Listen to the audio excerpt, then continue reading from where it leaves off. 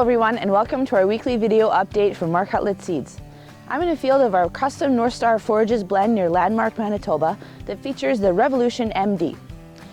We've received a lot of calls in the last few weeks about feeding damage in alfalfa, and this can be several insects. The main that we're seeing is the alfalfa weevil, the blister beetle, and some grasshoppers. The complete threshold that you should be looking at for considering an insecticide is 50 to 60% defoliation on the entire plant throughout the entire field. If you need help assessing this, please let us know. There are several insecticide options, but the most important thing to look at, after price of course, would be your cutting harvest interval, and so how many days post-application that you need to cut that silage for your cows or for feed, which is important considering the safety of the product. Ben told me I should make a video in the corn while I can still walk through it properly. I'm in the corn plot in the Giroux area where we're looking at some corn here that's between V6 and V7 for staging. One of the things we're noticing is the symptoms of nitrogen leaching at this stage, especially with our saturated conditions lately. And so we're going to notice those bottom leaves firing off, as well as that yellowish tinge in the corn where we're missing some nitrogen.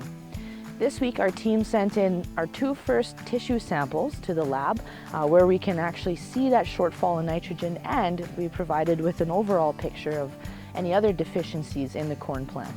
And so we should expect those results today and we'll be sharing them next week.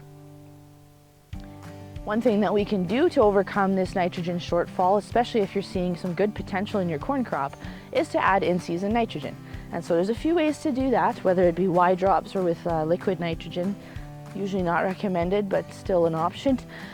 We'd like to highlight Nutritia N, which is actually a biological. And so this bacteria will enter the plant and colonize cells, thus feeding it its own nitrogen throughout the season. This shouldn't be a panic situation for nitrogen, since the peak uptake for this nutrient is closer to tassel timing. If you have any questions about the tissue samples or the nitrogen deficiency in your corn, please contact us. I'm in a field of P007A68E soybeans near Giroux, Manitoba.